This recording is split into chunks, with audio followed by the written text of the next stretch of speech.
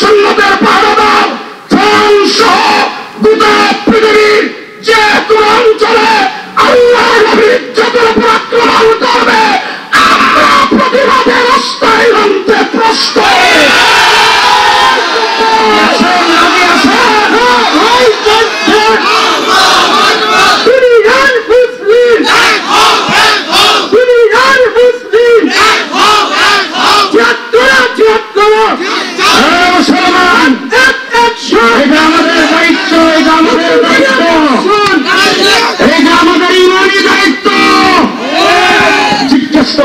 আমরা যদি সবাই মিলে রাসূলের পক্ষে যদি বক্তব্য রাখতে থাকি, আল্লাহ নবীর ইজ্জত বাড়বে।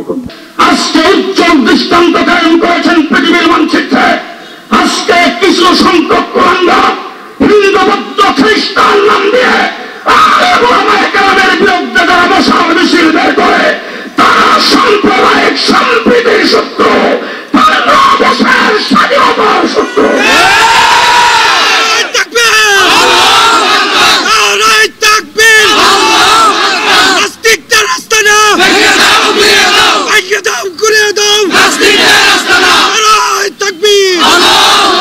মুসলমান কখনো চরমপন্থী হতে পারে না।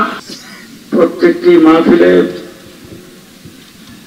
হাজার হাজার, কোন কোন মাহফিলে লাখের উপরে মানুষ, এবং এই ডেইলি মাহফিলে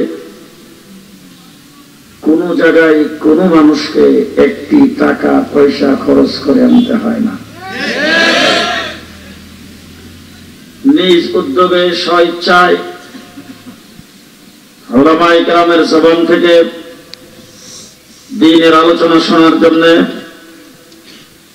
আল্লাহকে রাজি খুশি করার জন্য, রাসূলুল্লাহ সাল্লাল্লাহু আলাইহি ওয়াসাল্লামের প্রেম ও ভালোবাসার নিদর্শন হিসাবে মানুষগুলি পঙ্গপালের মতো ইসলামী সম্মেলনে যোগদান করে। বর্তমান পৃথিবীর মানচিত্রে 58টি মুসলিম দেশ, এর মধ্যে মিডল ইস্টের অনেক দেশ, 100% মুসলমান। কিন্তু গোটা পৃথিবীতে আজকে আমার মাতৃভূমি বাংলাদেশ দীর্ঘদিন যাবৎ এই প্রমাণ করেছেন, গোটা পৃথিবীতে সবচাইতে ধর্মপ্রাণ মুসলমানের দেশ হল বাংলাদেশ।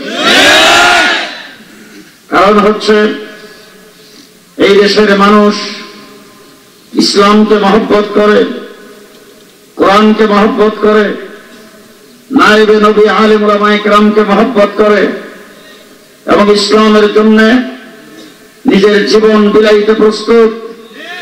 সেই হিসাবে বাংলাদেশের মানুষ ইসলামী সম্মেলন আর ওয়াজ মাহফিলে যোগদান করে বিদায় আজকের থেকে 65 বছর পূর্বে দিল্লির নিজামুদ্দিনে পৃথিবীর শ্রেষ্ঠ মুরব্বীরা ওখানে একত্রিত হয়ে পরামর্শ করেছেন, গোটা বিশ্বব্যাপী পরিচালিত তাবলীগ জামাতের কেন্দ্রীয় একটি ইজতেমা কোথায় হতে পারে। সকলে মিলে পরামর্শ করে দিল্লির নিজামুদ্দিন থেকে ঘোষণা করেছেন সেটার জন্য 1 নম্বর জায়গা হলো বাংলাদেশ। আজকে 65 বছর যাবৎ লক্ষ লক্ষ মানুষের অংশগ্রহণে পৃথিবীর দ্বিতীয় বৃহত্তম মুসলিম জামায়াত বাংলাদেশের ঢাকার নিকটে আপনাদের গাজীপুরের টঙ্গীতে অনুষ্ঠিত হয়। টঙ্গীর বিশ্ব ইজতেমা এর দ্বারা প্রমাণ করে আমরা ক্রিকেট খেলে বাংলাদেশের সুনাম অর্জন করি নাই, আমরা কোন গায়ক হিসেবে বাংলাদেশের সুনাম অর্জন করি নাই, আমরা গোটা পৃথিবীর ভিতরে বাংলাদেশকে আজকে 1 নম্বর স্থানে তুলে ধরেছি ইসলাম দিয়ে, আর মুসলমান হিসাবে মাথা উঁচু করে। আজকের মিডিয়া প্রমাণ করেছে গোটা বিশ্বে, ফ্রান্সে যখন আমার নবীর ব্যঙ্গচিত্র বের করেছেন, আমার নবীর ইজ্জতের উপর যখন আক্রমণ করেছেন, বিশ্বের 170 কোটি মুসলমানের অন্তরে ধাউ ধাউ করে যখন আগুন জ্বলছে, তখন গোটা বিশ্বের মিডিয়া প্রমাণ করেছে গোটা বিশ্বের আসমানের নিচে জমিনের উপরে সবচাইতে বেশি প্রতিবাদ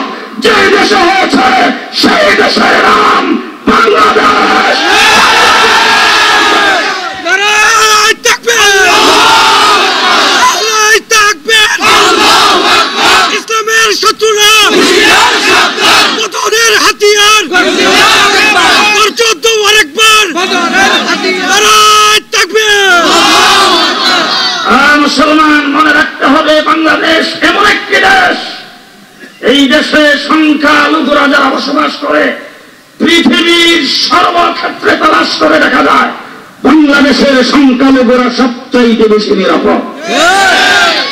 বাবরি মসজিদ ভাঙ্গার পরে আমরা কোন মন্দিরের গায়ে আক্রমণ করি নাই, আমরা সেই ইতিহাস সৃষ্টি করেছি। কাশ্মীরের মুসলমানের রক্ত যখন আমরা দেখেছি, বাংলাদেশে কোন হিন্দু আক্রমণ করে নাই, ঠিক না? ঠিক। পূজা মণ্ডপে নির্দ্বিধায় পূজা করে মুসলমান, তাদের দিকে তাকায় না। কোথাও যদি কোনো ব্যতিক্রম দেখে মুসলমানরা পাহারাদারি করে। ব্যবসা বাণিজ্যে বাজারে বন্দরে সহাবস্থান করে হিন্দু বৌদ্ধ খ্রিস্টানরা আমার দেশে কাহারও দিকে কোনোদিন আর চোখে মুসলমান তাকায় নাই। সাম্প্রদায়িক সম্প্রীতির দেশ হিসাবে বাংলাদেশ আজকে উজ্জ্বল দৃষ্টান্ত কায়েম করেছেন পৃথিবীর মানচিত্রে। আজকে কিছু সংখ্যক কোরআনরা হিন্দু বৌদ্ধ খ্রিস্টান নাম দিয়ে বিরুদ্ধে যারা মশাল মিছিল বের করে, তারা সাম্প্রদায়িক সম্প্রীতির শত্রু, বাংলাদেশের স্বাধীনতার শত্রু।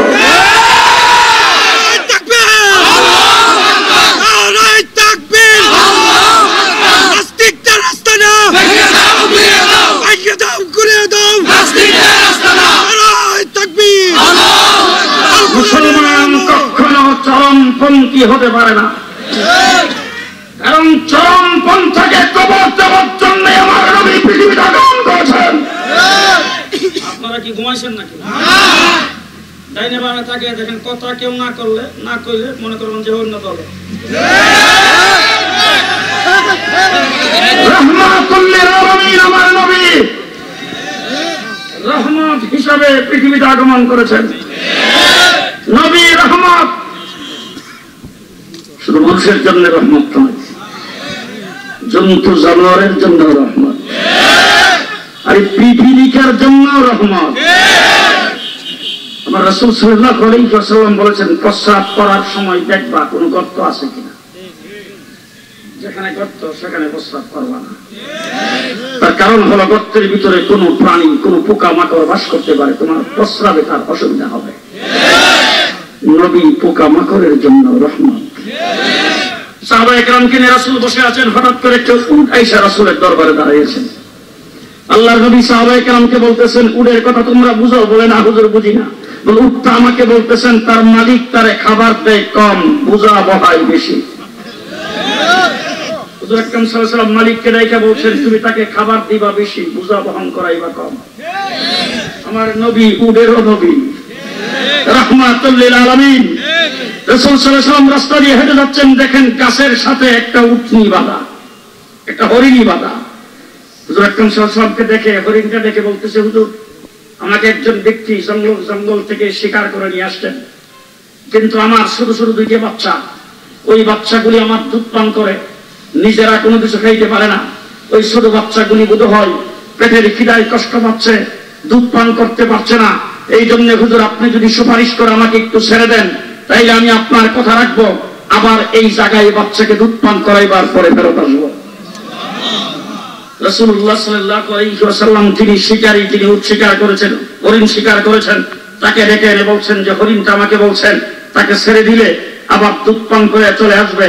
ওই মালিক হুজুরকে ডাক দিয়া বলেন, জীবনে কোনোদিন হরিণ দেখছ? বান্ধা রাখলে তো থাকে না, ছেড়ে দিলে আসবে কিভাবে?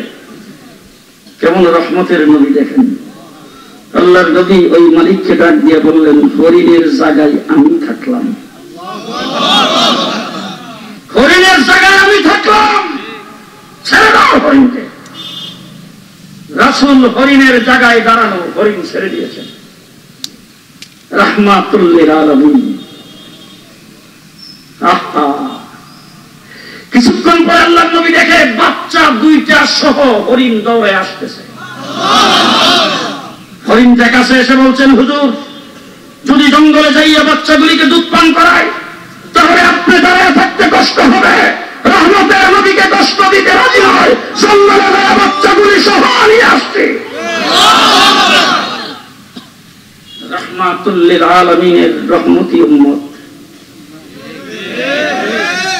আমার নবী রাহমাতুল লিল আলামিন, আমরা রহমতি উম্মত। আমরা কারোর উপর আক্রমণ করি না, আমরা কারোর উপর জুলুম নির্যাতন করি না। আমরা শাপলা চত্বরে আল্লাহর নবীর ইজ্জত রক্ষার জন্য আগমন করেছি। আমাদের হাতে কোনো লাঠি সোটা ছিল না, হাতে ছিল তাসবিহ আর জায়নামাজ। ঠিক না ঠিক? জোরে বলবেন ঠিক না ঠিক? আমাদের হাতে ছিল তাসবিহ আর জায়নামাজ। ঠিক কি না জোরে বলবেন? আর মুসলমান আজকে যারা বলে আমাদের লজ্জা হওয়া উচিত, আমরা শাপলা চত্বর থেকে লেজ গুটায় ভেঙে গেছি। আমরা বলতে চাই, লেজ গুটায় আমরা ভেঙে যাই নাই। তোমরা যারা আক্রমণ করেছ, তোমাদের লজ্জা হওয়া উচিত।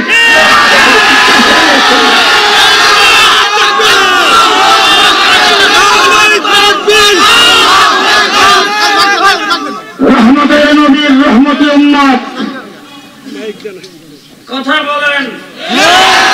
রহমতের নবীর রহমতি উম্মত। উম্মত যদি হয়ে থাকো, জীবনে কোনোদিন সন্ত্রাস করতে পারে না।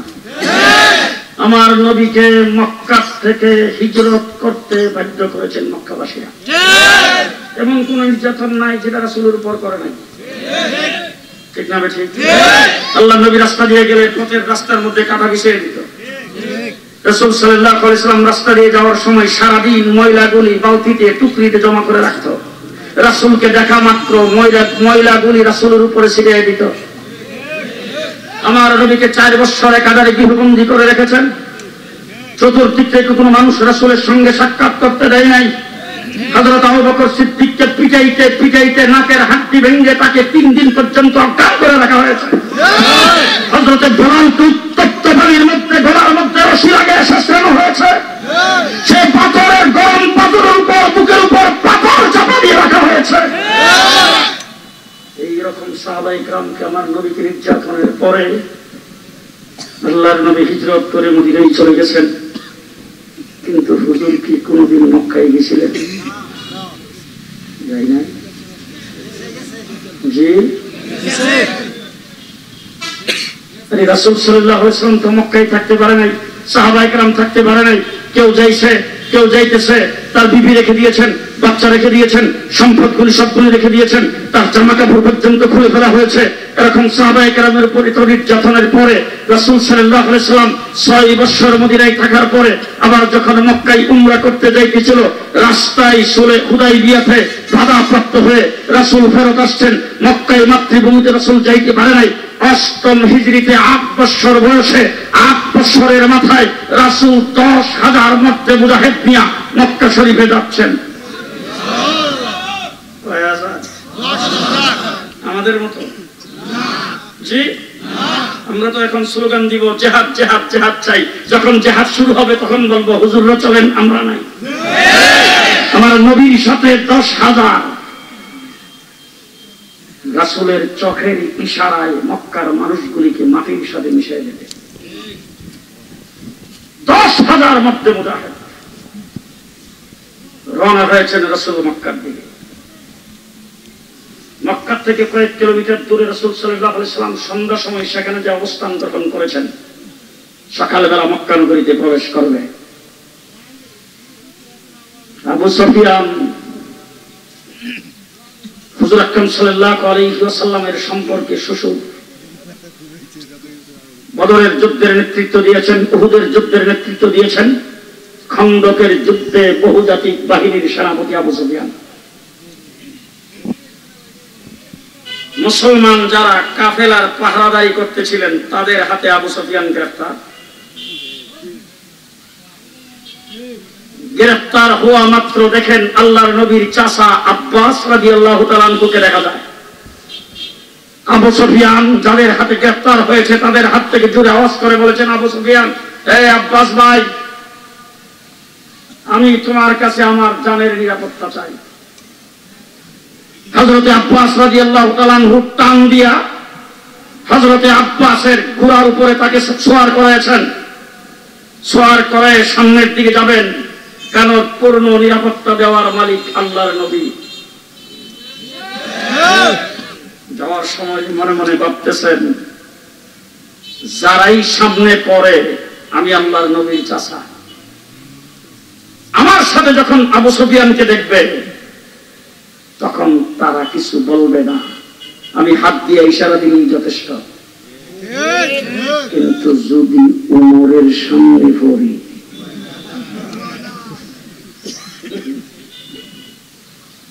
আমার রাসূল বলেছেন উমর গাজীপুর আসলে মিস্টার ইবলিস গাজীপুরে থাকতো না। রাসূল বলেছেন উমর যেখানে সেখানে ইবলিস থাকে না।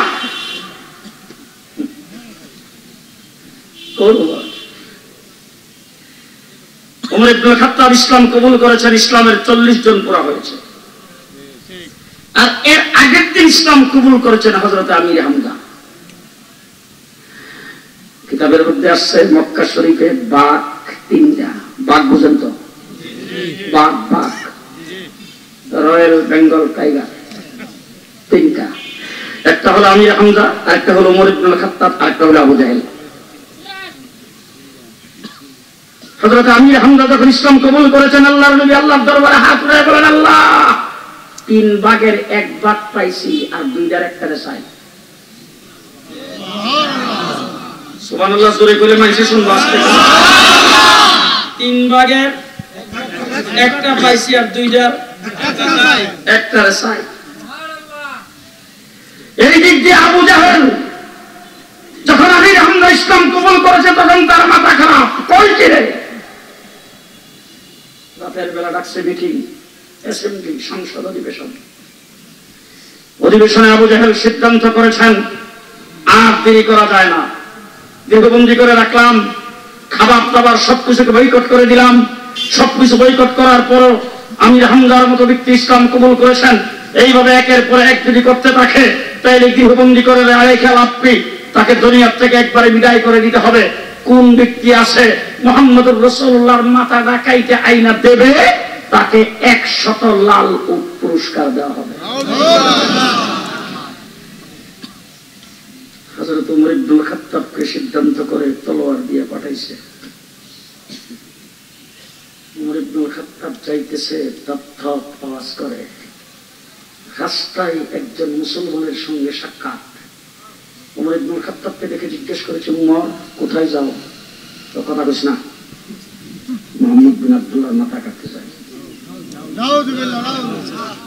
উমর কিছুদিন আগে না তোমরাই তাকে আস-সাদিকুল আমিন বলে উপাধি দিলা, আজকে তার মাথা কেটে আনতে যাও, কারণটা কি?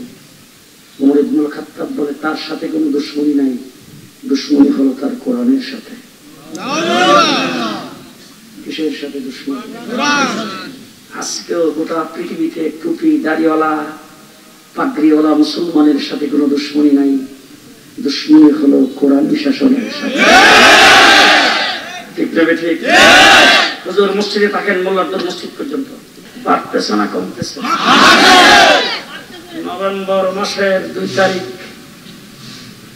3 তারিখ সকালবেলা উঠে পরামর্শ করলাম, সকাল 10টা থেকে নিয়ে সন্ধ্যা 7টা পর্যন্ত কয় ঘন্টা?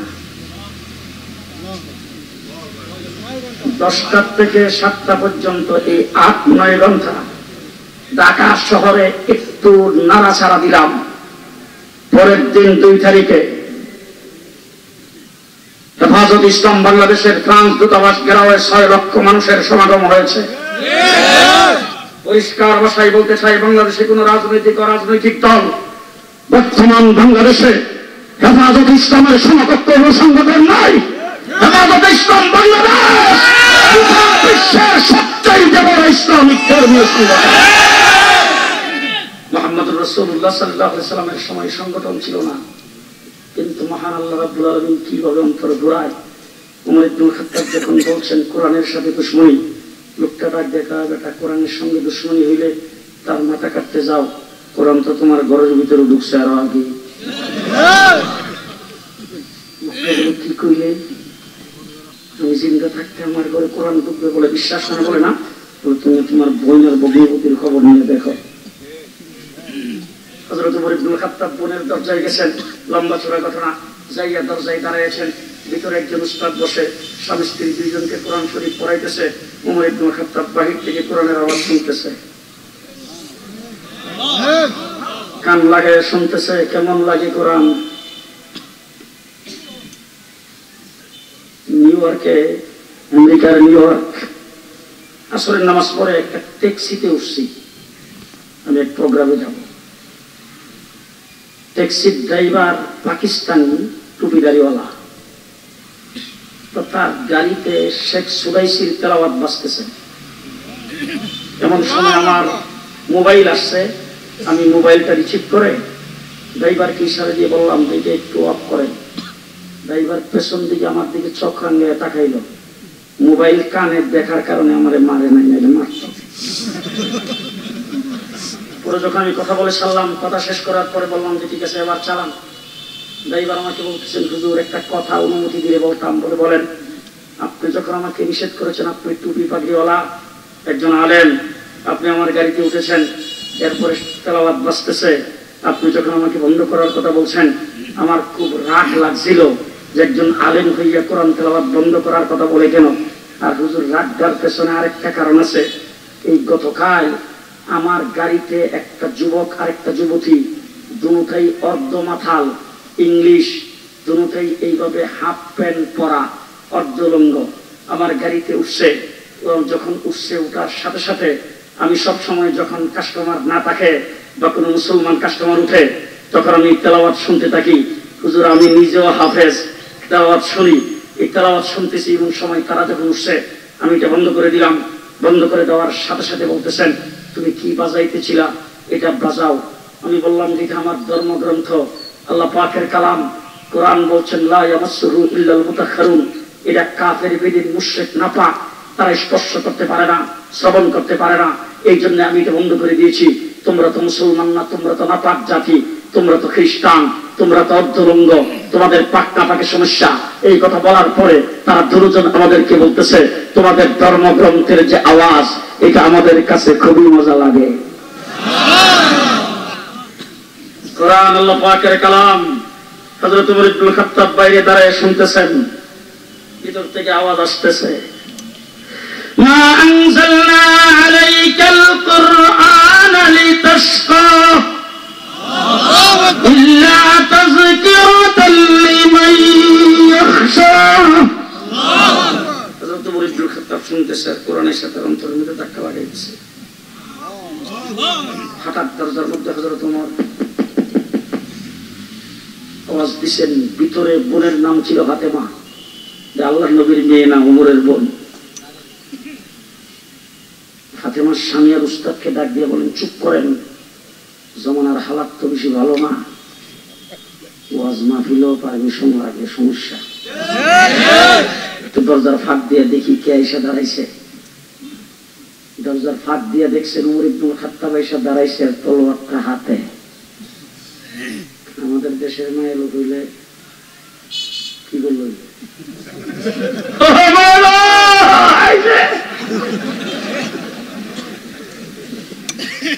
হযরত ওমর ইবনে খাত্তাবের বোন স্বামী আর উস্তাদকে বলছেন, আপনারা কোনদিকে লুকায়া যান, সর্বপ্রথম দরজাটা আমি খুলব, দেখি ভাই কি ব্যবহার করে। দরজা খুলছেন, ওমর ইবনে খাত্তাব ভিতরে প্রবেশ করেছেন। জিজ্ঞাসা করেছেন, কি করতেছিলে? ভাই আমি আমার স্বামীর ঘরে কি করতেছিলাম। সাবধানে কথা বলবে, বাইর থেকে সব শুনছি। ওমর ইবনে খাত্তাবের বোন বলতেছে, ভাই যদি শুনে না থাকো তাহলে জিজ্ঞাসা করে বুঝছো তো।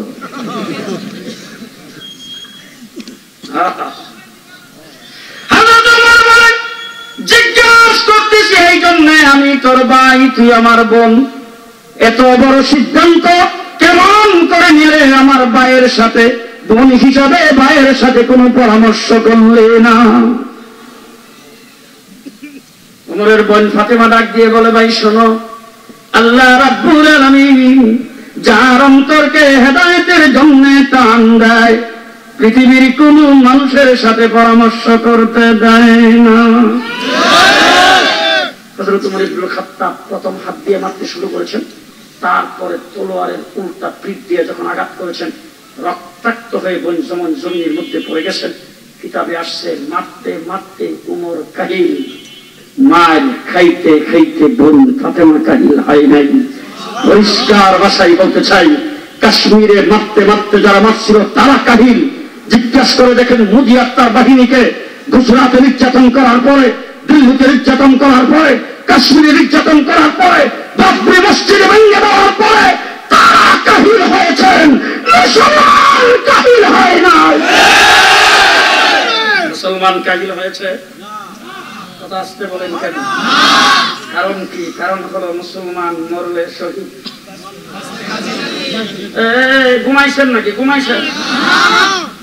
মরলে শহীদ, বাঁচলে বাঁচলে মুসলমান। ভালো করে শুনে রাখবেন, আব্দুল কাদের জিলানী একজন সালেক, একজন বুজুর্গ, একজন আবেদ, একজন আল্লাহর ওলি। জান্নাতে যাবে। হযরতে মঈনুদ্দিন চিশতি জান্নাতে যাবে। আমাদের ইকিন এবং বিশ্বাস হাফিজ জি হুজুর জান্নাতে যাবে। খাজা নিজামউদ্দিন আউলিয়া জান্নাতে যাবে। মুসলমান ইমাম বুখারী, ইমাম তিরমিজি, ইমাম মুসলিম জান্নাতে যাবে। ওলি আব্দুল গাউস কুতুব যারা জান্নাতে যাবে, কিন্তু জান্নাতে যাবে, এখন যাবে না। কবরের জিন্দেগি শেষ করার পরে হাসরের ময়দানে উঠবে। হাসর পার হওয়ার পরে ফুলসেরাত পার হয়ে তারপরে আল্লাহ রাব্বুল আলামিন জান্নাতে দিবে। কিন্তু দ্বীনের রাস্তায় যারা শাহাদাত বরণ করেছেন, শাপলা চত্বরে যারা মৃত্যুবরণ করেছেন, আমার রাসূল বলেছেন ডাইরেক্ট রাস্তা জান্নাতে। মৃত্যুবরণ করতে দেরি, মৃত্যুবরণ করতে দেরি, জান্নাতে যাইতে দেরি নাই। এই জন্য ভালো করে বলতে চাই, আজকে যারা বলবে আমরা পরাজয় বরণ করেছি, আমরা রক্ত দিয়ে পরাজয় বরণ করি নাই, আমরা রক্ত দিয়েছি পরাজয় বরণ করি নাই। যারা রক্ত জড়াইছেন তারাই পরাজয় বরণ করেছেন। ঠিক না বেঠিক? মুহাম্মদুর রাসূলুল্লাহ সাল্লাল্লাহু আলাইহি ওয়াসাল্লামের বাহিনী একজন মহিলা রক্ত দিয়েছেন, ছবির মধ্যে লুকায় পড়েছেন। কিন্তু মারতে মারতে উমর কাহিল, মার খাইতে খাইতে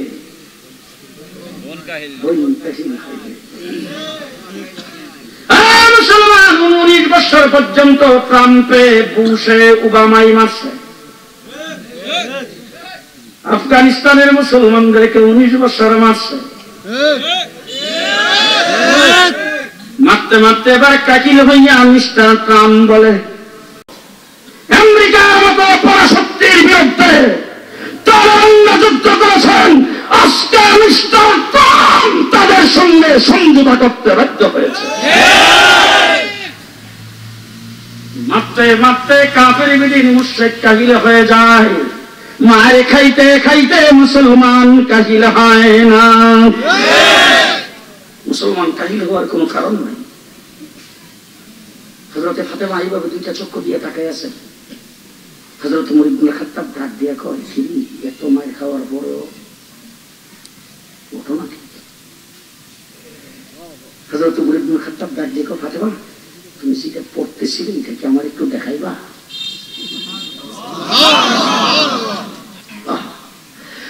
লম্বা চূড়া ঘটনা। হযরতে ফাতেমা লাফ দিয়ে উঠছে আহত অবস্থায়। ওইটা কোরআন শরীফ যেই হালাতে ছিল সেই হালাতে নিয়ে আসছেন, ওমর ইবনুল খাত্তাবের সামনে রাখছেন। ওমর ইবনুল খাত্তাব কোরআনের মধ্যে নজর করেছেন, আর কিতাবের মধ্যে তাফসীরের কিতাব আসছে। ওমর ইবনুল খাত্তাব যখন নজর করেছেন তখন তার চোখে ওই আয়াতটা ভেসে আসছে, ইন্নানি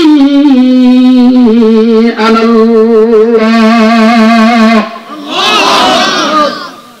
হযরত ওমর একবার, দুইবার, তিনবার চোখ বুলাইবার পরে ফাতেমা দেখে চোখের পানি গাল বেয়ে বেয়ে ঝরনার মতো ঝরতেছে।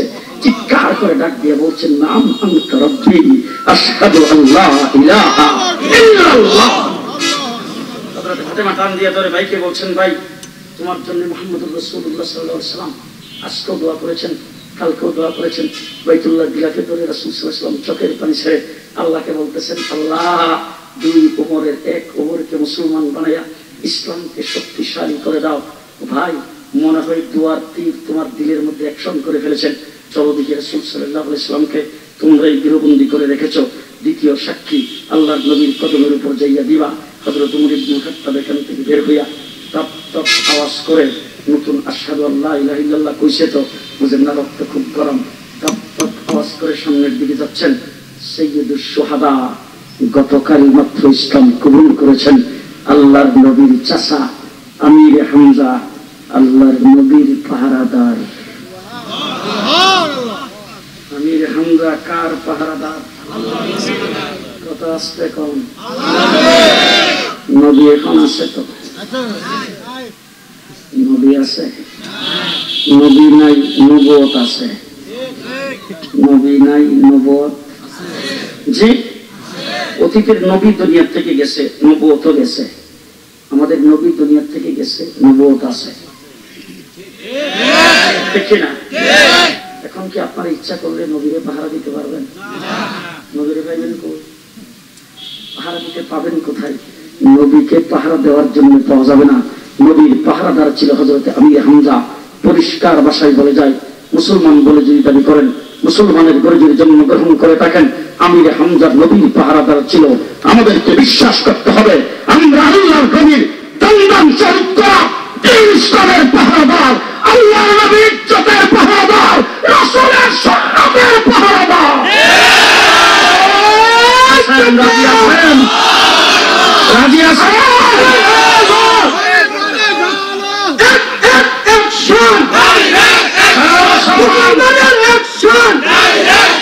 পরিষ্কার ভাষায় বলা যাচ্ছে, মনে রাখেন আমরা আল্লাহর নবীর ইজ্জতের পাহারাদার, আল্লাহর নবীর সুন্নাতের পাহারাদার।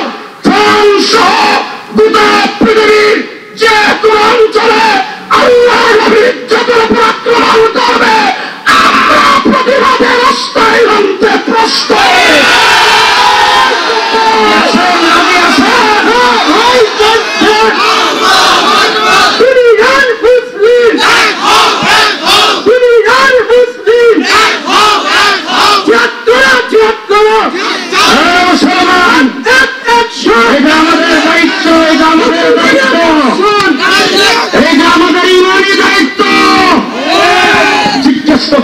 আমরা যদি সবাই মিলে রাসূলের পক্ষে যদি বক্তব্য রাখতে থাকি, আল্লাহর নবীর ইজ্জত বাড়বে কতদূর? এক চুল পরিমাণও বাড়বে না, এক চুল পরিমাণও বাড়বে না। ফ্রান্স সহ গোটা পৃথিবীর 700 কোটি মানুষ মিলে যদি আমার রাসূলের ইজ্জতের উপর আক্রমণ করে, রাসূলের ইজ্জতের এক জররা পরিমাণও কমবে না। কারণ আল্লাহর হাবিবকে ইজ্জত দিয়েছেন কে? আল্লাহ। আস্তে কর, আল্লাহ। কে দিয়েছেন? আল্লাহ। আল্লাহ পাক কোরআন শরীফে বলেছেন, ওয়ালা কোরআন শরীফে আল্লাহ পাক বলেছেন, ও আমার হাবিব, ও আমার মাহবুব, ওয়া রাফা'না লাকা যিকরা। আমি আল্লাহ পাক আপনার আলোচনা, আপনার বরত্ব, আপনার জিকির, আপনার পজিশন, আপনার সম্মান, আপনার ইজ্জত আমি ঊর্ধ্বে উঠাইয়া দিয়েছি। ঊর্ধ্বে উঠাইয়া দিয়েছি। আমার রাসূল সাল্লাল্লাহু আলাইহি ওয়াসাল্লাম গেছেন মেরাজ, যাইয়া আল্লাহ পাকের দরবারে বসছেন। দুইজন একসাথে বসছে, একজন হাবিব আরেকজন মাহবুব, একজন রাহমাতুল লিল আলামিন, আরেকজন হলেন রাব্বুল আলামিন। দুইজন একসাথে বসছে, বৈঠক শুরু। অনেক আলোচনা হয়েছে, এর ভিতরে একটা আলোচনা হয়েছে। রাসূল সাল্লাল্লাহু আলাইহি ওয়াসাল্লাম আল্লাহকে বলছেন, আল্লাহ তুমি তো হযরত আদম আলাইহিস সালামকে বানাইছো সফিউল্লাহ, হযরত মূসাকে বানাইছো কালিমুল্লাহ, নূহ আলাইহিস সালামকে বানাইছো নাজিরুল্লাহ, ইব্রাহিমকে বানাইছো খলিলুল্লাহ, ঈসা আলাইহিস সালামকে বানাইছো রূহুল্লাহ। ও আল্লাহ তুমি তো হযরত ঈসা আলাইহিস সালামকে হাত দিয়ে কষা দিলে চোখ ভালো হয়ে যায়, মৃত্যু ব্যক্তিকে জিন্দা হওয়ার মুজিজা দান করেছো, হযরত মূসা আলাইহিস সালামকে লাঠি দান করেছো, ইব্রাহিম আলাইহিস সালামকে নমরুদের আগুন থেকে বাঁচাইছো। এটা তার জন্য মুজিজা। আমি যে তোমার হাবিব, আমার জন্য কি কি রাখছো? সুবহানাল্লাহ। আমার জন্য বন্ধু বন্ধুর সাথে বসছে, বুঝেন নাই কারবার কি কি রাখছো? আল্লাহ রাব্বুল আলামিন বলেন, হাবিব আদম থেকে ঈসা পর্যন্ত যত নবী পৃথিবীতে আগমন করেছেন, সব নবীরে যা দিয়েছিলাম সবগুলি একত্রিত করে আপনার ঝুলিতে ঢেলে দিয়েছি। সব নবীরে যা দিয়েছিলাম সবগুলি একত্রিত করে আপনার ঝুলিতে ঢেলে দিয়েছি। আপনি যদি তাকায় দেখবেন, যত মুজিজা সমস্ত নবীকে দান করেছি, আপনাকে একাই এর চাইতে বেশি মুজিজা দান করেছি। অন্যান্য নবীদের মুজিজার হিসাব আছে, আপনার মুজিজার কোনো হিসাব নেই। বেহিসাব মুজিজা। বলে কিভাবে বেহিসাব মুজিজা? বলে আপনি 24 দিন উপরের দিকে তাকান, এটা হবে মুজিজা। সোজা হয়ে তাকান, এটা হবে মুজিজা। নিচ দিকে তাকান, এটা হবে মুজিজা। কথা বলবেন, মুজিজা। জিহ্বা নাড়বেন, মুজিজা। টুক নাড়া দিবেন, মুজিজা। আঙ্গুল নাড়া দিবেন, মুজিজা। হাত নাড়া দিবেন, মুজিজা। ইশারা করবেন, মুজিজা। চুপ করে থাকবেন, মুজিজা। বসবেন, মুজিজা। দাঁড়াইবেন, মুজিজা। ঘুমাইবেন, মুজিজা। হাঁটবেন, মুজিজা। শরীর থেকে ঘাম বের হবে, ঘামটা মেশকে আম্বর চাইতে বেশি সুগন্ধি। মুখের থেকে থুতু বের হবে, থুতুটা মেশকে আম্বর চাইতে বেশি সুগন্ধি।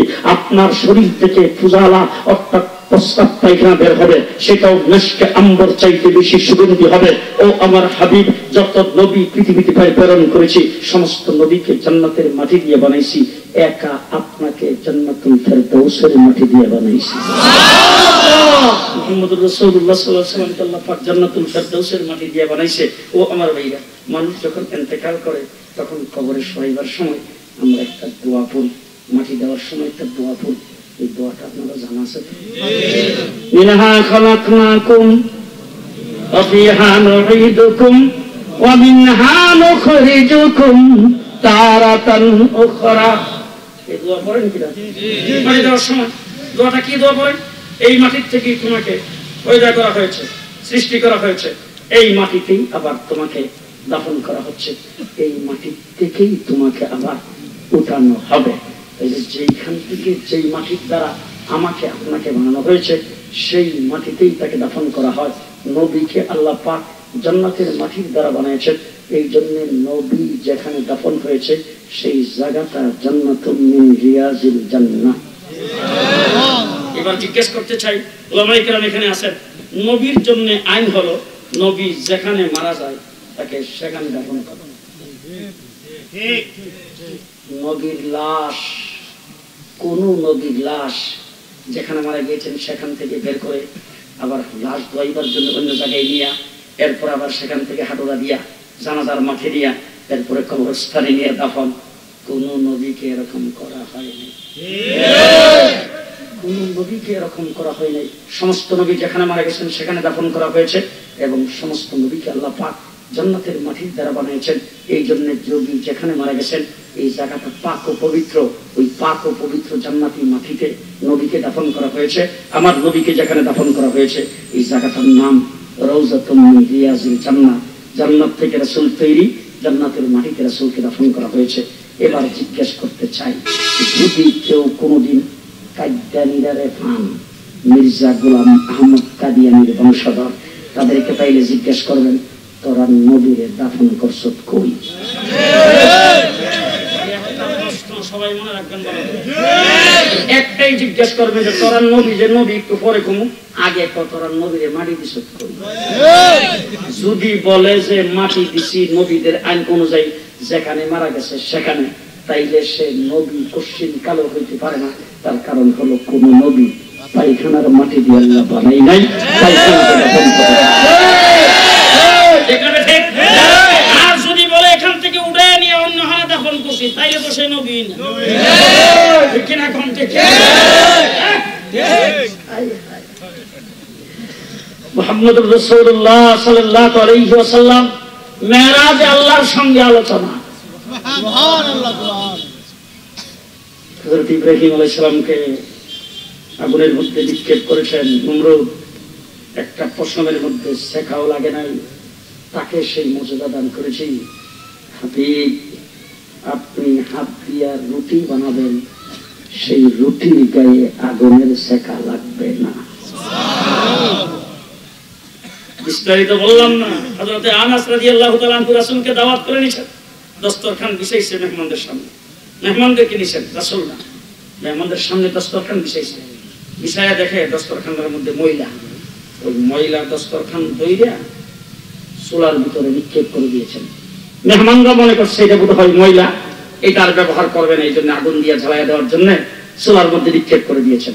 দাও দাও করে আগুন জ্বলছে, একটু পরে দস্তরখানটাকে ওখান থেকে উঠায়া ঝাড়া দিয়া মেহমানদের সামনে এসে বিছাইছেন। যখন সামনে বিছাইছে তখন দেখে ময়লার বংশ নাই, দস্তরখান একদম পরিষ্কার, আগুনে সব ময়লা খেয়ে ফেলছেন। দস্তরখানকে দইয়া মুইসা পরিষ্কার করে ইস্তারি করে আগুন থেকে বের করে দিয়েছে। সাহাবায়ে কেরাম মেহমানরা জিজ্ঞেস করতেছেন, আনাস এই দস্তরখান কোথায় পাইলা? যেটা ফায়ার প্রুফ, বুঝছেন না? ফায়ার প্রুফ দস্তরখান কোথা থেকে পাইলা? আগুনের মধ্যে নিক্ষেপ করে দিয়েছ, আগুন তার ময়লাগুলি খেয়ে ফেলছেন, দস্তরখানের একটা সুতার মধ্যে আগুন লাগে নাই, এটা তুমি কোথা থেকে পাইলা? যখন এই কথা বলছেন, হযরত আনাস বলে, শোনো, আমি কোথা থেকে পাইলাম না, তোমরা যে বাজার থেকে কাপড় কিনো, আমিও তো সেই বাজারেই বাজার করি, ওখান থেকে কাপড় কিনি। আমার গায়ের যেই কাপড়, তোমার গায়ের যেই কাপড়, তোমার বাড়িতে কাপড়ের দস্তরখানটা যেই কাপড়ের, আমারটাও সেই কাপড়ের। বেশ কমটা হলো আল্লাহর হাবিব একদিন আমার ঘরে দাওয়াত খাইতে আসছিলেন। রাসূল সাল্লাল্লাহু আলাইহি ওয়াসাল্লাম খাবার খাওয়ার পরে হুজুরের হাতটা এই দস্তরখান দিয়ে মুছছিলেন। মুছার পর থেকে যখনই দস্তরখানটা ময়লা হয়, আগুনের মধ্যে নিক্ষেপ করে দেয়। আল্লাহর নবীর হাত লাগার কারণে আগুন দস্তরখানের একটা সুতাও জ্বালায় না। আল্লাহ পাক বলেন, ও হাবিব, আপনাকে তো সবকিছু দিয়েছি, সমস্ত নবীকে যা দিয়েছিলাম সবকিছু একত্রিত করে আপনাকে দিয়েছি। আপনাকে আমি আল্লাহ পাক কাউসার দান করেছি। আমরা তো সহজ বাংলায় বলি, ইন্না আতাইনাকাল কাউসার, হাউজে কাউসার আল্লাহর হাবিবকে আল্লাহ পাক দান করেছেন। উলামায়ে কেরাম এখানে আছেন, তাফসীরের কিতাবে কোন কোন তাফসীরে 42টা আইটেম কাউসারের লিখেছেন, কোন কোন তাফসীরে, অধিকাংশ তাফসীরে 33টা আইটেম লিখেছেন। মুহাম্মদুর রাসূলুল্লাহ সাল্লাল্লাহু আলাইহি ওয়াসাল্লামকে আল কাউসার মানে হলো অপূরন্ত অগণিত নিয়ামতের ভান্ডার আমি আল্লাহ পাক আপনাকে দান করেছি। অগণিত নিয়ামতের ভান্ডার আমি আপনাকে দান করেছি। হাবিব, এত কিছু দেওয়ার পরে একটা জিনিস শুধু আমার মধ্যে আর আপনার মধ্যে আছে, কাউকে দেয়নি, কাউকে দেয়নি, শুধু আমার মধ্যে আর আপনার মধ্যে রয়েছে। আল্লাহর হাবিব বলেন, এটা কি? অন্য কোনো নবীও পাইনি, কেউ পাইনি। এটা কি? এটা হলো পৃথিবীর সৃষ্টি লগ্ন থেকে শুরু করে একবারে জান্নাত পর্যন্ত আমি আর আপনার সব জায়গায় একসাথে থাকবো, কোনোদিন জুদা হব না। ও হাবিব, মাহবুব, আমি আর আপনি একসাথে থাকবো, কোনোদিন জুদা হব না। কি অর্থ? আসমানি যত কিতাব নাযিল হয়েছে, সমস্ত কিতাবে যেখানে আল্লাহর নাম, সেখানে নবী মুহাম্মদের নাম। কোরআনের ভিতরে যেখানে আতিউল্লাহ, সেখানে আতিউর রাসূল। আযানের মধ্যে যেখানে আশহাদু আল্লা ইলাহা ইল্লাল্লাহ, সেখানে আশহাদু আন্না মুহাম্মাদার রাসূলুল্লাহ। কবরে যেখানে বলা হবে মান রাব্বুকা, সেখানে ওয়ামান নবিয়ুকা। কথা কয় না? তামাম পৃথিবী যতদিন পর্যন্ত আসমানের জায়গায় থাকবেন, জমিনের জায়গায় থাকবে, চন্দ্র সূর্য যতদিন উদিত হবে, রাত্র দিন যতদিন চলবে, আমি আল্লাহর নাম যেখানে হবে, আপনি নবী মুহাম্মদের নাম সেখানে হবে।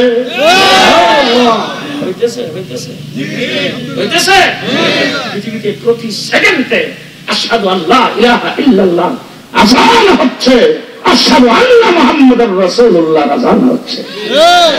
আমরা কিছুক্ষণ আগে এশার নামাজ পড়েছি, এশার নামাজের আযান হয়েছে ডান দিকে, আমাদের পশ্চিম দিকে। আমাদের আধা ঘন্টা পরে হয়েছে কলকাতা, 1 ঘন্টা পরে হয়েছে পাকিস্তান, তারপরে যান ইরান, এরপরে যান সৌদিতে। 2 ঘন্টার বেশ কম যাইতে থাকেন। আমি আমেরিকাতে, কানাডায়, ইউরোপে যখন যাই, ফজরের নামাজ পড়ে অনেক সময় আমার মাকে ফোন দেই, বাসাতে ফোন দেই। আমার মা জিজ্ঞেস করে, বাবা, আমরা তো মাত্র মাগরিবের নামাজ পড়লাম, তুমি এখন ফোন দিলা কোথায় থেকে? আমি আমার মারে কই, মা, আমি ফজরের নামাজ পড়ে ফোন দিছি। ফজরের নামাজ পড়ে ফোন দিলাম। বাংলাদেশে মাগরিব, আমেরিকাতে ফজর, সেকেন্ডে সেকেন্ডে আল্লাহর নামের আওয়াজ হচ্ছে গোটা পৃথিবী। গোটা পৃথিবীর আরাকানের মুসলমানদেরকে পিটায় বের করে দিতে পারবে, কাশ্মীরি মুসলমান সৈন্য করতে পারবে, এনআরসির মাধ্যমে, নাগরিকত্ব আইনের মাধ্যমে আসামের মুসলমানকে, কলকাতার মুসলমানকে বিদায় করে দিতে পারবে, কিন্তু পৃথিবীর ইসলামের অগ্রযাত্রাকে স্তব্ধ করতে পারবে না।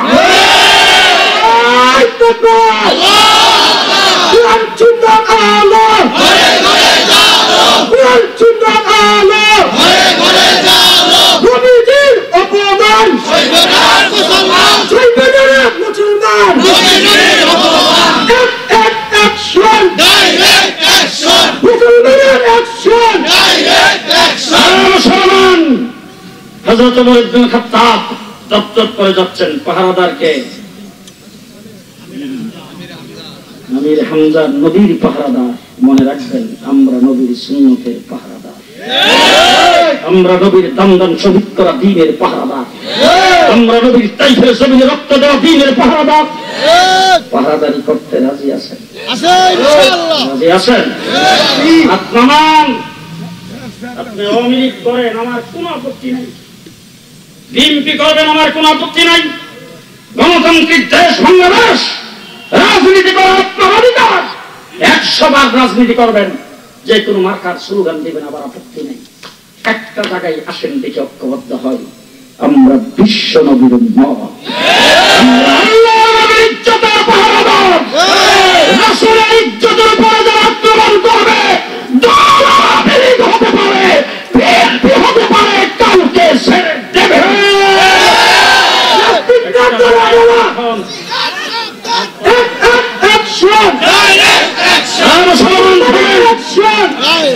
আল্লাহর নবীর পাহারাদার হযরত আমির হামজা, সাহাবায়ে কেরাম যখন দেখছেন ওমর ইবনে খাত্তাব তপ্তপ করে যাইতেছে, সাহাবায়ে কেরাম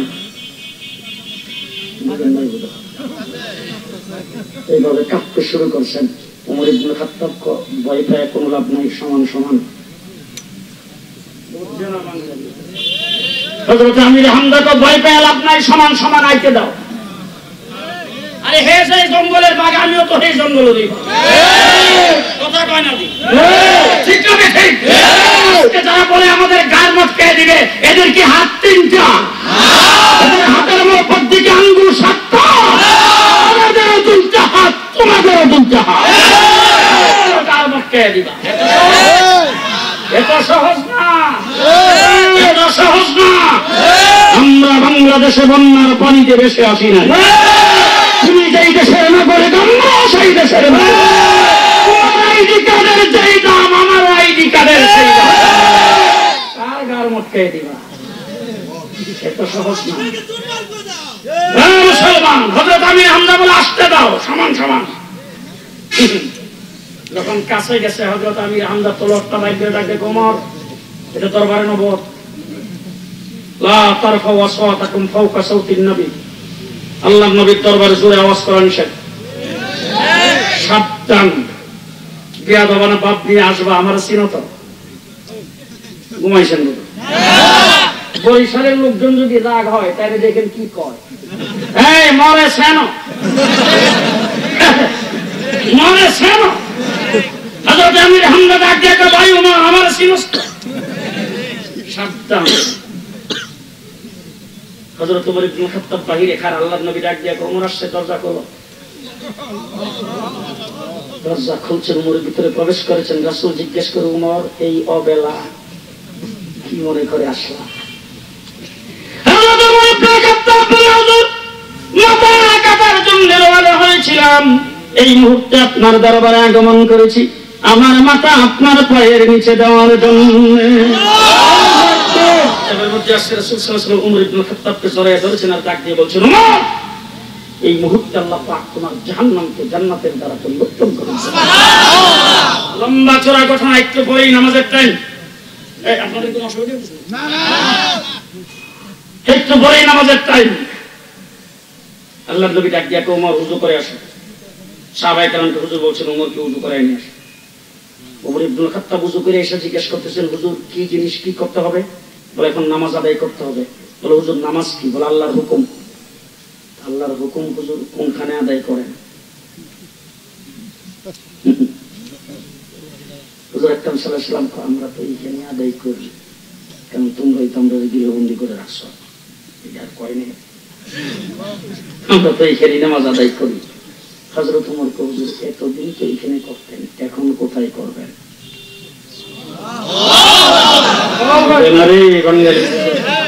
এতদিন তো এখানে আদায় করতেন, এখন কোথায় করবেন?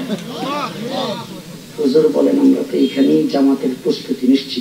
হযরত ওমর ইবনে খাত্তাব, হুজুর জিনিসটাই তো বুঝলাম না, এতদিন আমি আপনার দলে ছিলাম না, নামাজ আপনি এখানে আদায় করছেন, এখন আমি আপনার দলে আসছি, এখনো যদি নামাজ এইখানে আদায় করেন, আমি আসার না আসা তো সমান। আসেন হযরত ওমর ইবনে খাত্তাবের জীবন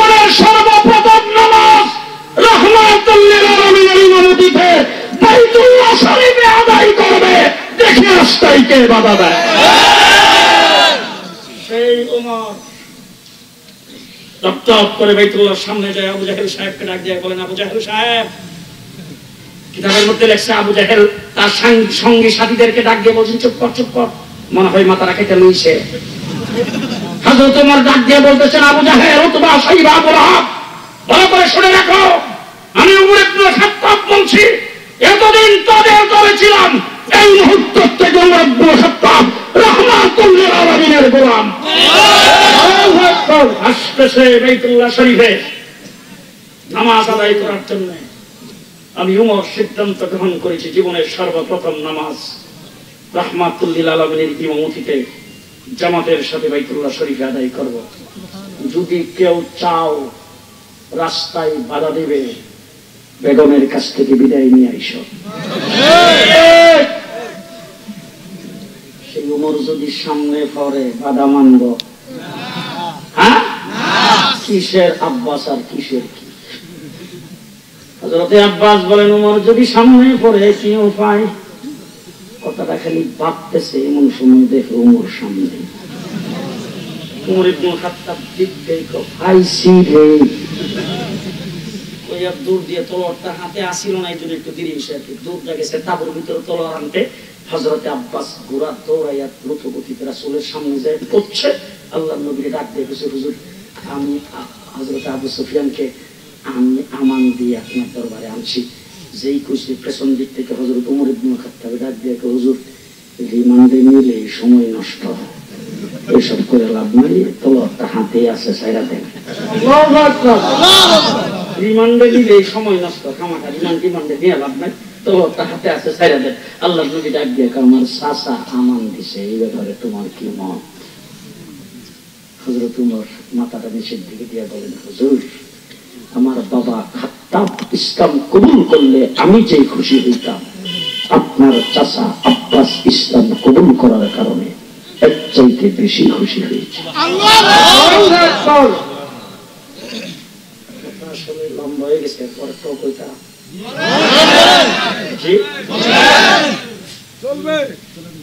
হযরতে আবু সুফিয়ান ডাক দিয়ে বলেন, আশহাদু আল্লা ইলাহা ইল্লাল্লাহ ওয়া আন্না মুহাম্মাদুর রাসূলুল্লাহ। সকালবেলা এসে হযরতে আবু সুফিয়ান যখন ইসলাম কবুল করেছেন, হযরতে আব্বাস ডাক দিয়ে বলে, হুজুর আবু সুফিয়ান তো লিডার, আওয়ামী লীগের লিডার, বিএনপিতে যোগদান করলো, তার লিডারই তাকে কথা কয় না। বিএনপির লিডার আওয়ামী লীগে যোগদান করলো, নমিনেশন পায়। হযরতে আব্বাস বলে, লিডার কিন্তু সব সময় লিডারই করতে চায়, লিডারের একটা মেজাজ আছে তো। সুতরাং আবু সুফিয়ানকে আপনি কিছু কথা বলেন, তার লিডারেরা যেন ঠিক থাকে। আল্লাহর নবী ডাক দেখো, আবু সুফিয়ান খালি তোমারে মাফ করলাম না, তোমার ঘরে যারা আজকে আশ্রয় নিব হেরা মাফ। সুবহানাল্লাহ। আবু সুফিয়ান তো হুজুর আমার ঘরে তো বেশি মানুষ আইতো না, আর যদি একটা কিছু কইতেন। আল্লাহর নবী ডাক দেখো, আবু বকর সিদ্দিকের ঘরে যারা আশ্রয় নিব হেরা মাফ। সাহাবায়ে কেরাম কয় 10,000 খালি তলোয়ারটা দেখে আর কি হুজুর যেভাবে মাফ করা শুরু করছে, মাফ করতে করতে আবার সবাই মাফ করে যেতে, দুইটা থামাইয়া তো এরকম করতে কাজে লাগবে, কোনো জায়গা নেই।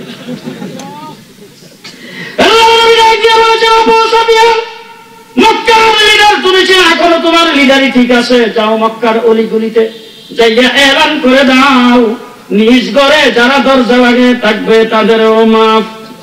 সুবহানাল্লাহ। আবু সুফিয়ানের ঘরে ঢুকলো মাফ, আবু বকর সিদ্দিকের ঘরে গেল মাফ, নিজ ঘরে দরজা লাগিয়ে থাকলো মাফ। আবু সুফিয়ান নিজ ঘর পর্যন্ত চাইতেছে না, এরকম মানুষের কি হইব?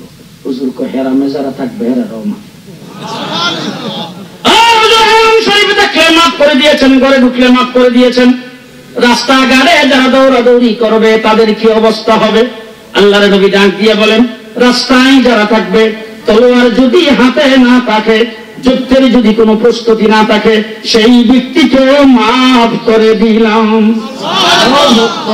সাধারণ ক্ষমা ঘোষণা করে শেষ কথাটা আপনাদের সামনে বলতেছি, ভালো করে মনে রাখেন, খুব ভালো করে শুনবেন, আমার দিকে তাকান। মুসলমান, সাধারণ ক্ষমা ঘোষণা করে যারা নির্যাতনের স্টিম রোলার চালাইছেন, যারা হযরতে বেলালকে পাথরের চাপা দিয়েছেন, যারা আবু বকর সিদ্দিক উমরের উপর আক্রমণ করেছেন, আল্লাহর নবীর রাস্তায় যারা কাঁটা বিছাইছেন, হুজুরের গায়ে যারা পাথর মেরেছেন, রাসূল সবাইকে মাফ করে দিয়েছেন। সাধারণ ক্ষমা ঘোষণা করে রাসূল মক্কায় প্রবেশ করেছেন। আপনারা যারা বর্তমানে হজ করতে যান, উমরা করতে যান, মক্কায় প্রবেশ করার পরে, বাইতুল্লাহ শরীফে যাওয়ার পরে সর্বপ্রথম কাজ হলো 7টা তওয়াফ করা। কি করা? 7টা তওয়াফ করা। আমার নবীও যাইয়া সেখানে 7টা তওয়াফ করেছেন। উলামায়ে কেরামকে সাক্ষী রেখে বলে যাচ্ছি, বুখারী শরীফ খুলে দেখেন, সমস্ত হাদিসের কিতাব খুলে দেখেন, রাসূলের সিরাতের কিতাব খুলে দেখেন, সব জায়গায় সহিহ হাদিসের দ্বারা প্রমাণিত হয়েছে 7 তওয়াফের ভিতরে 360 ফুট মূর্তি ভেঙে মক্কা শরীফ থেকে উজাড় করে দিয়েছে। তওয়াফ করাটা কি ইবাদত না? তওয়াফ করা ইবাদত। সেই ইবাদতের ভিতরে রাসূল কি করেছেন? আস্তে কথা তো তাইলে বলে থাকে, দেখেন কথা যদি কেউ না বলে মনে করেন এখানে বেজাল আছে। রাসূল মক্কায় প্রবেশ করে সবাইকে মাফ করে দিয়েছেন, কিন্তু মূর্তি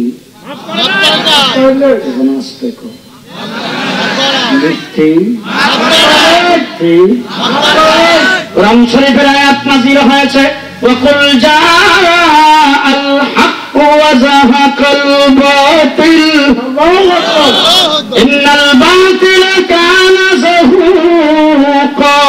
আল্লাহু আকবার। এই আয়াত তেলাওয়াত করতেছেন, হক আগমন করেছেন, বাতিল দুলিশাত হয়ে গেছে, নিস্তেনাবুদ হয়ে গেছে। এই আয়াত পড়তেছেন আর এক একটা মূর্তির গায়ে আঘাত করতেছেন। সমস্ত মূর্তি 7 তওয়াফের ভিতরে ভেঙে চুরমার করে দিয়েছেন। পরিষ্কার ভাষায় বলতে চাই, যদি ঈমান ভিতরে থাকে, আল্লাহর নবীর উম্মতের দাবিদার হয়ে থাকেন, এক আওয়াজ করতে হবে, রাসূল পৃথিবীতে আগমন করেছেন মূর্তি ভাঙার জন্য, মূর্তি রাখার জন্য নয়। কোন মুসলিম রাষ্ট্রের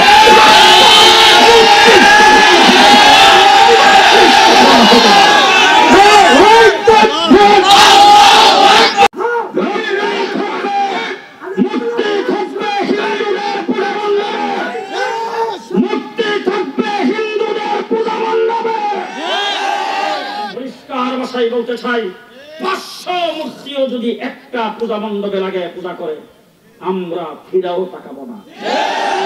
লাগান, আপত্তি নাই। একটা মূর্তির সঙ্গে 50টা হাত লাগান, আমাদের আপত্তি নেই। লাগান মূর্তি, মূর্তি থাকবে পূজা মণ্ডপে। ইসলাম মুসলমান প্রমাণ করেছে। শেষ কথা শুধু ইঙ্গিত দিয়ে যাচ্ছি, ভালো করে মনে রেখেন। মিশরের গভর্নর, মুসলমানদের গভর্নর, তার কাছে বিচার নিয়ে আসছেন একটা ছেলে। আয়েশা বলছেন, যখন মিশর মুসলমানদের হাতে যখন আসে, যখন মুসলমান বিজয় হয়েছে, তখন সমস্ত মূর্তিগুলি যখন ভেঙে দিচ্ছেন, একটা মূর্তি ভাঙার জন্য যাওয়ার পরে সমস্ত খ্রিস্টানরা এসে বলতেছেন, আমিরুল মুমিনিন, খলিফাতুল মুসলিমিনের প্রতিনিধি, মুসলিম রাষ্ট্রের গভর্নর, আপনাদের কাছে আমার একটা আবেদন। এই আবেদন হলো, এই মূর্তিটা আমরা পূজা করি, সুতরাং এই মূর্তিটাকে রেখে দেন। মুসলমানদের গভর্নর বলছেন, ঠিক আছে, যেই মূর্তির পূজা করে সেটা ভাঙা যাবে না। মূর্তি আছে, পূজা করতেছে। হঠাৎ করে মুসলিম গভর্নরের কাছে বিচারে নিয়ে আসছেন একটা ছেলে। আয়েশা বলতেছেন, আপনি হলেন মুসলিম রাষ্ট্রের গভর্নর, আমরা এই রাষ্ট্রের নাগরিক, আমাদের জান মাল ইজ্জত আব্রুর, তাইলে আপনার যদি হয়ে থাকে, আমার মূর্তির নাকটাকে যেন ভেঙে ফেলছেন রাতের অন্ধকারে, এই নাক ভাঙা মূর্তির পূজা আমরা করতে পারবো না। বিচার প্রার্থী হলাম, কে মূর্তির নাক ভাঙছে এটা তদন্ত করে বের করে বিচার করেন। মুসলিম রাষ্ট্রের গভর্নর 3 দিনের সময় নিয়েছেন, গোয়েন্দা বাহিনী লাগিয়েছেন, তন্ন তন্ন করে তালাশ করে বের করতে পারে নাই কে মুসলমানের, কে এই মূর্তির নাক ভাঙছে। 3 দিন পরে যখন ওই ছেলে আসছে, আসার পরে মুসলিম রাষ্ট্রের গভর্নর শুনেন, কার নাম ইসলাম, ইসলাম কি বলে, ভালো করে শুনে রেখেন। মুসলিম রাষ্ট্রের গভর্নর ওই ছেলেটাকে বলতেছেন, বাবা শোনো, আমি রাষ্ট্রের গভর্নর, আমার হিন্দু মুসলমান যারাই দেশে বসবাস করে, বিধর্মী হোক, তাদের জানমাল ইজ্জতের হেফাজতের দায়িত্ব আমার। সুতরাং একজন নাগরিক হিসাবে মুসলমানের জানমালের দায়িত্ব যেমন আমার, তোমার একজন নাগরিক হিসাবে জানমাল ইজ্জত এবং হেফাজতের দায়িত্ব আমার। সুতরাং আমি তোমার এই মূর্তির হেফাজতের দায়িত্বশীল, কিন্তু আমি পারলাম না হেফাজত করতে। 3 দিন তদন্ত নিয়ে কে নাক ভাঙছে সেটাও বের করতে পারলাম না। এই জন্য ছুরিটা হাতে নাও, তোমার মূর্তির নাক যতটুক ভাঙছে এতটুক আমার নাকটা কেটে ফেলাও।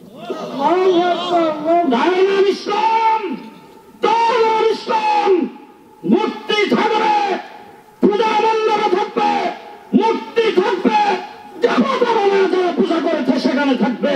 মুসলিম রাষ্ট্রের ঘরে সবচেয়ে 94% মুসলমানের দেশে ভাস্কর্যের নামে মূর্তি হতে পারে না।